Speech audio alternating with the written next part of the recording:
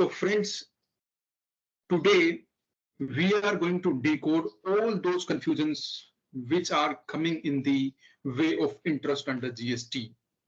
Friends, interest जो है GST में वो बेसिकली 3 सब सेक्शन है सेक्शन 50 के, वो उसको गवर्न करते हैं। तो सबसे पहले मैं इसकी थोड़ा सा आपको बैकग्राउंड देता हूं कि जो इंटरेस्ट है जीएसटी में उसको लेके क्या लिटिगेशंस रहे हैं, कौन से इंपॉर्टेंट केस लॉज आए हैं, कौन सी इंपॉर्टेंट नोटिफिकेशंस हैं और कौन से rate of taxes, rate of interest GST में अप्लाई होते हैं। फ्रेंड्स, जीएसटी में जो भी लाइबिलिटी आपकी होती है आप उसको डिस्चार्ज करते हैं जीएसटीआर 3B रिटर्न के थ्रू। तो जीएसटीआर 3B रिटर्न है वो सेक्शन 39 की रिटर्न है और इस रिटर्न में आप अपनी लाइबिलिटी डिस्चार्ज करते हैं, या तो आप इलेक्ट्रॉनिक क्रेडिट लेजर से करते हैं या फिर आप इलेक्ट्रॉनिक कैश लेजर से करते हैं। पहली कंफ्यूजन जो है वो है कि क्या इंटरेस्ट जो मेरी लाइबिलिटी है, फॉर एग्जांपल मैंने टोटल सप्लाईज करी एक पर्टिकुलर मंथ में 2 लाख रुपीस की, 18% जीएसटी है, मेरी जो ग्रोस लाइबिलिटी है दैट कम्स अराउंड 36,000 और जो मेरा इनपुट टैक्स क्रेडिट है that is suppose 30,000. Now the first and the moot question, you must be thinking that it is a very raw question, very layman question, but many people do not understand this concept. That's why it is very important to clear this query. So interest कितने portion पे लगेगा, whether it will be applicable on the entire 36,000 or it will be applicable on 30,000. Friends, शुरू के अंदर जब GST आया था तो ये कंफ्यूजन बिल्कुल बहुत सारे लोगों को थी और इस कंफ्यूजन को यूं कहते हैं ना कि जो कंट्रोवर्सी थी उसमें फ्यूल ऐड कर दिया। एक जजमेंट आई थी आंध्र प्रदेश हाईकोर्ट की, तेलंगाना हाईकोर्ट की थी इनफैक्ट, मेघा इंजीनियरिंग। जो मेघा इंजीनियरिंग की जजमेंट आई थी उस जजमेंट ने कहा कि इंटरेस्ट लगेगा पूरी ग्रोस लायबिलिटी पे और इंटरेस्ट को डिपार्टमेंट को कंप्यूट करने की जरूरत नहीं है, आपको खुद से इंटरेस्ट कंप्यूट करना है यानी एट योर ओन, और आपको उसको जमा करा देना है।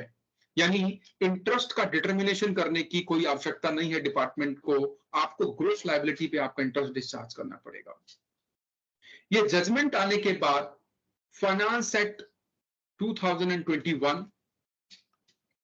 तो डिफरेंट, उसके बाद इसके अंदर अमेंडमेंट्स करी गई और अमेंडमेंट जो करी गई वो ये की गई कि जो सेक्शन 50 सब सेक्शन 1 है इसका जो प्रोवाइजो है उसको ऐड किया गया। इस प्रोवाइजो को रेट्रोस्पेक्टिवली फ्रॉम 1 जुलाई 2017 इस प्रोवाइजो को इंसर्ट किया गया और नोटिफिकेशन नंबर 16/2021 से इस प्रोवाइजो को रेट्रोस्पेक्टिवली एनफोर्स किया गया विद इफेक्ट फ्रॉम 1 जून 2021। इससे पहले फाइनेंस एक्ट 2019 में भी इसमें अमेंडमेंट करी थी, लेकिन वो अमेंडमेंट थी वो एनफोर्सेबल थी फ्रॉम 1 सितंबर 2020। सो फ्रेंड्स, अब इस 51 का कंक्लूजन ये है कि आज की डेट में अगर हम प्रोविजंस को देखें तो प्रोविजन सुटेबली अमेंड हो गए हैं। 50(1) को रेट्रोस्पेक्टिवली इन्फोर्स कर दिया गया है और अगर आपकी लायबिलिटी कोई है रिटर्न की, अगर वो डिले है तो उस पे आपको उसी पोर्शन पे इंटरेस्ट देना है जो आपने इलेक्ट्रॉनिक कैश लेजर से पे किया है। यानी our example, the liability shall be discharge on the balance 6,000 rupees, यानी interest shall be discharge at the rate of 18% on the balance portion, that is 36 - 30। ये बिल्कुल क्रिस्टल क्लियर है, इसमें कोई कंफ्यूजन नहीं है फ्रेंड्स। दूसरी कंफ्यूजन ये आती है जो कि काफी बार ये क्वेरी रेज होती है कि अगर मैंने फॉर एग्जांपल कोई लायबिलिटी ही मिस कर दी,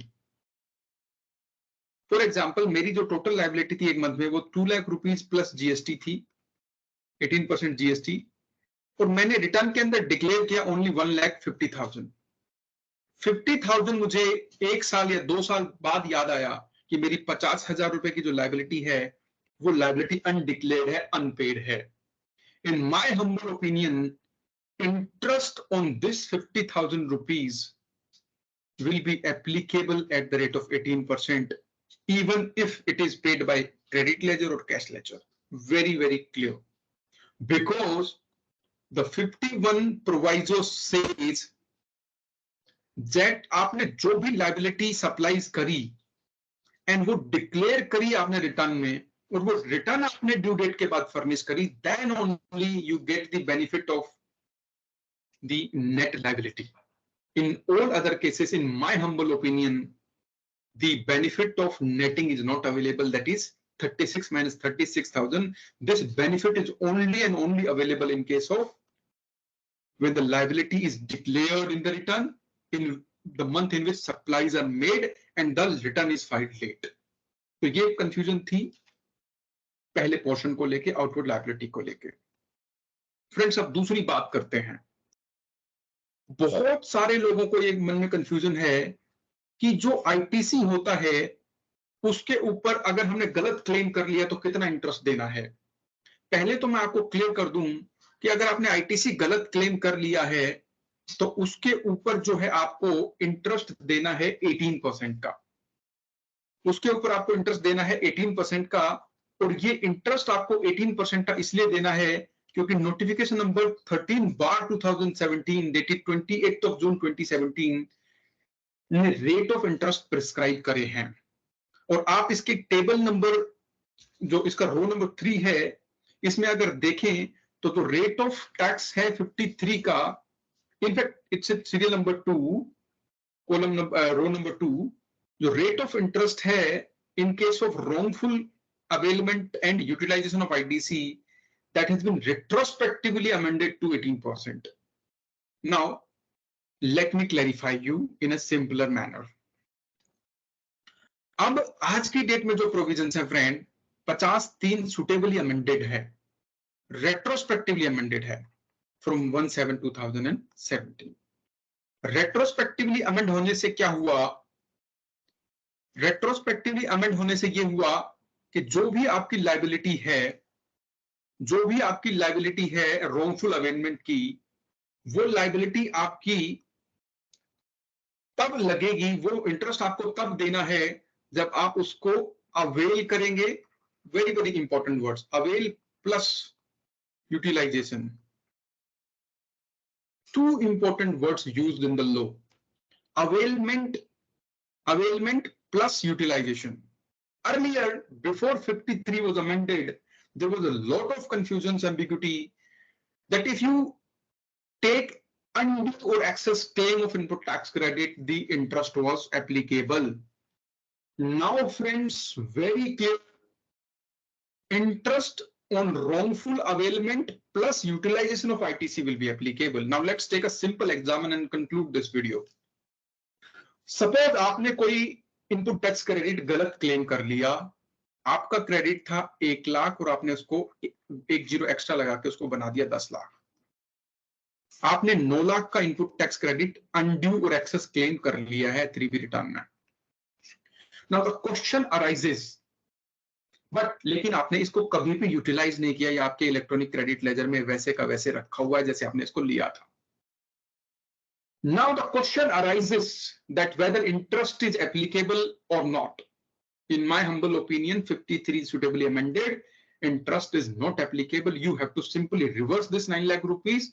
The question of interest on input tax credit only away does not arise.